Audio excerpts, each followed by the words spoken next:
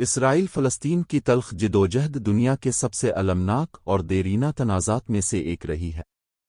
اب تنازع بڑھ گیا ہے۔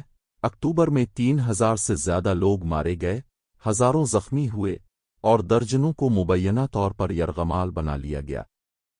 شدت پسند گروپ حماس کی جانب سے اسرائیل کے خلاف زمینی، سمندری اور فضائی حملے کے بعد تشدد میں اضافہ ہوا۔ اس کی جڑیں وہاں تک ہیں جسے بائبل کے زمانے کے طور پر جانا جاتا ہے، لیکن ایک جدید تاریخی نقطہ نظر سے 1800 کی دہائی کے آخر اور 1900 کی دہائی کے اوائل اس صورتحال میں مرکزی حیثیت رکھتے تھے جو اب موجود ہے۔ 1882 اور 1948 کے درمیان ہزاروں یہودی دنیا بھر سے اس علاقے میں منتقل ہوئے۔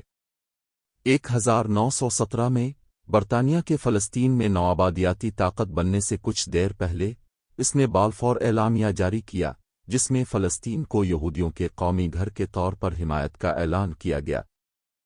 فلسطینیوں نے ان شرائط کو قبول نہیں کیا جس کے تحت یہ علاقہ بین الاقوامی انتظامیہ کے تحت دیکھا جاتا اور برطانوی راج کے تحت حصہ ہوتا، لیکن ایک یہودی ریاست کے لیے زور تھا۔ 1947 میں اقوام متحدہ نے قرارداد 191 منظور کی اور متنازع علاقے کو عرب اور یہودی ریاستوں میں تقسیم کرنے کے لیے ووٹ دیا، لیکن عربوں نے اس معاہدے کو قبول نہیں کیا اور پھر جنگ چھڑ گئی۔ 1948 کی خونریز عرب اسرائیل جنگ کے دوران تقریباً 7 لاکھ فلسطینی اپنے گھر بار چھوڑ کر بھاگ گئے۔ ایک بڑے پیمانے پر راس خروج کو نقبہ کے نام سے جانا جاتا ہے، جسے عربی میں تباہی کے لیے جانا جاتا ہے۔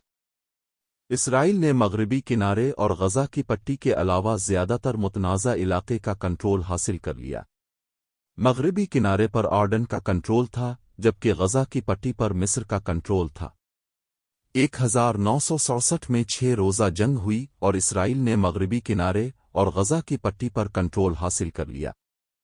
کیمپ ڈیوڈ معاہدہ معاہدہ، جس پر 1979 میں دستخط ہوئے، اسرائیل اور اس کے پڑوسیوں کے درمیان تعلقات میں بہتری آئی، لیکن فلسطینیوں کی خود ارادیت اور خود مختاری کا سوال برقرار رہا۔ 1993 میں ایک معاہدے پر پہنچے جس کے تحت فلسطینی ریاست اسرائیل کو تسلیم کریں گے اور اسرائیلی فلسطینی آزادی کی تنظیم PLO کو فلسطینی عوام کے جائز نمائندے کے طور پر تسلیم کریں گے۔ اوسلو معاہدے کہلانے والے اس معاہدے نے ایک فلسطینی اتھارٹی بھی بنائی جس کے پاس مغربی کنارے اور غزہ کی پٹی میں خود مختاری کے کچھ محدود اختیارات تھے۔ یہ ایک عبوری معاہدہ تھا جو 5 سال کے اندر ایک جامع معاہدہ ہونے سے پہلے تھا۔ ایسا نہیں ہوا۔ 2000 میں امریکہ کی میزبانی میں ایک ناکام سربراہی اجلاس ہوا تھا۔ ایریل شیرون، جو جلد ہی اسرائیل کا وزیر اعظم بننے والا تھا، کہ مشرقی یروشلم میں ٹیمپل ماؤنٹ کے دورے کو فلسطینیوں نے مسجد اقصی پر اسرائیل کی خود مختاری کے دعوے کے طور پر دیکھا، جو کہ اسلام کا تیسرا مقدس مقام تھا اور ایک اہم ترین مقام تھا۔ وہ وجوہات جو فلسطینیوں کی دوسری انفاذہ پرتشدد بغاوت کا باعث بنتی ہیں۔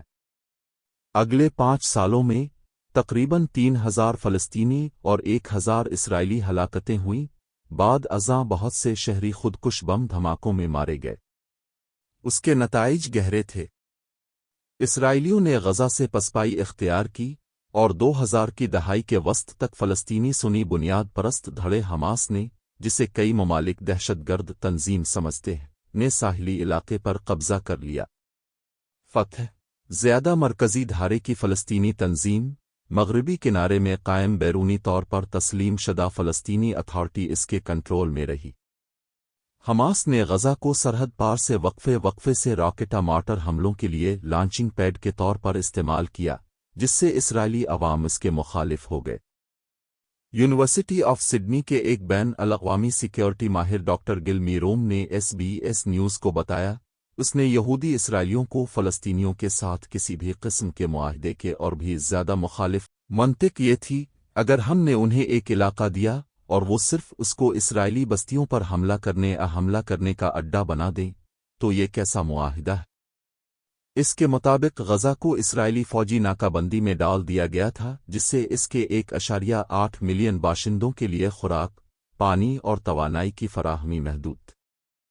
ان فلسطینیوں کے حالات زندگی کو دنیا کی سب سے بڑی بیرونی جیل قرار دیا گیا ہے۔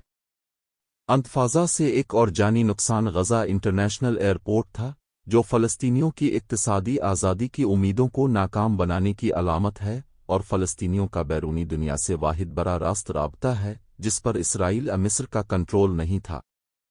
1998 میں کھولا گیا، اسرائیل نے اسے ایک سیکیورٹی خطرہ سمجھا اور ستمبر 2001 میں امریکہ پر حملوں کے چند ماہ بعد اس کا ریڈار اینٹینا اور رن وے تباہ کر دیا۔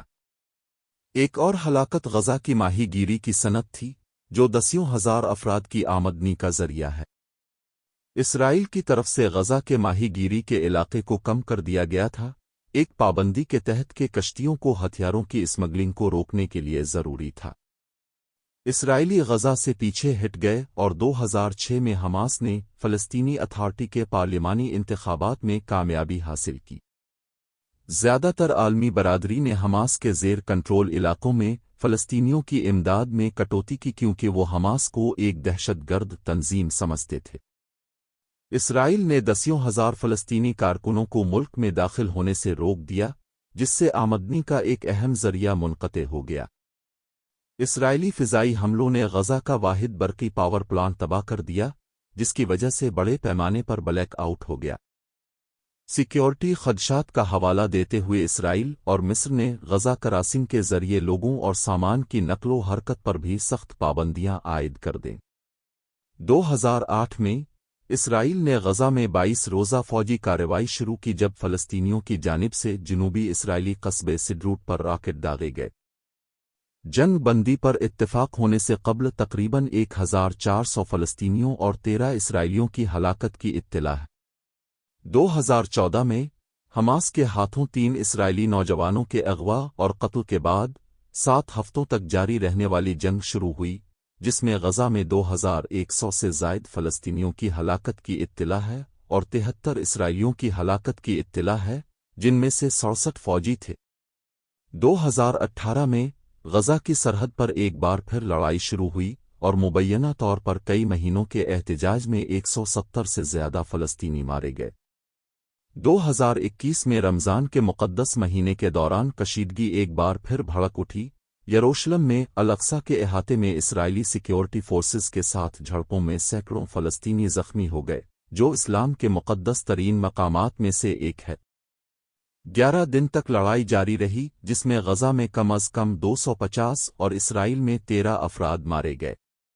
2022 میں 3 دن کے تشدد میں کم از کم 44 افراد مارے گئے، جو اس وقت شروع ہوا جب اسرائیلی فضائی حملوں نے اسلامی جہاد کے ایک سینئر کمانڈر کو نشانہ بنایا۔ 7 اکتوبر کو حماس کے عسکریت پسندوں نے ایک مربوط زمینی، سمندری اور فضائی حملہ کیا، جس میں تقریباً 700 اسرائیلی ہلاک اور درجنوں کو اغوا کر لیا۔ حماس نے کہا کہ یہ حملہ مغربی کنارے، یروشلم میں فلسطینیوں اور اسرائیلی جیلوں میں فلسطینیوں کے خلاف بڑھتے ہوئے اسرائیلی حملوں کی وجہ سے ہوا ہے۔ حملہ 50 سالوں میں اسرائیل کے دفاع میں بدترین واقعہ تھا۔ حماس کی طرف سے 2 سال کی تخریب کاری کے بعد، جس میں اس کے فوجی منصوبوں کو چھپا کر رکھنا اور اسرائیل کو قائل کرنا شامل تھا کہ وہ لڑائی نہیں چاہتا۔ حماس کے قریبی ذرائع نے بتایا کہ جبکہ اسرائیل کو یہ یقین دلایا گیا کہ وہ غزہ کے کارکنوں کو معاشی مراعات فراہم کر کے جنگ زدہ حماس پر قابو پا رہے ہیں، مگر دوسری جانب اس گروپ کے جنگجوؤں کو تربیت دی جا رہی تھی اور ڈریل کی جا رہی تھی، جو کہ اکثر صاف نظر آ رہی تھی۔ حماس نے پچھلے مہینوں میں اسرائیل کو گمراہ کرنے کے لیے ایک بے مثال انٹیلیجنس حربہ استعمال کیا، جس سے یہ عوامی تاثر دیا گیا کہ وہ اس بڑے آپریشن کی تیاری کے دوران اسرائیل کے ساتھ لڑائی یا تصادم میں جانے کے لیے تیار نہیں ہے۔ اسرائیل نے تسلیم کیا ہے کہ اس پر یہودی سبت کے دن اور مذہبی تعطیل کے موقع پر حملے کیا گیا تھا۔ اسرائیل اس وقت سے اب تک غزہ پر اپنی انتقامی کارروائیوں میں سینکڑوں فلسطینیوں کو ہلاک کر چکا ہے۔ اسرائیلی ڈیفنس فورسز کے ترجمان میجر نیر دینار نے کہا کہ یہ ہمارا 9 نومبر ہے۔ انہوں نے ہمیں بغیر تیاری کے پکڑا ہے۔ انہوں نے ہمیں حیران کر دیا اور وہ بہت سے مقامات سے تیزی سے آئے ہوا اور زمین اور سمندر دونوں سے۔ اسرائیل کے وزیر اعظم بنجمن نیتن نے کہا ہے کہ ان کا ملک جواب میں ایک طویل اور مشکل جنگ کا آغاز کر رہا ہے اور اس نے طاقتور انتقام کا عزم کیا۔ ملکی کابینہ نے غزہ میں بجلی، ایندھن اور سامان کی کٹوتی کی منظوری دے دی۔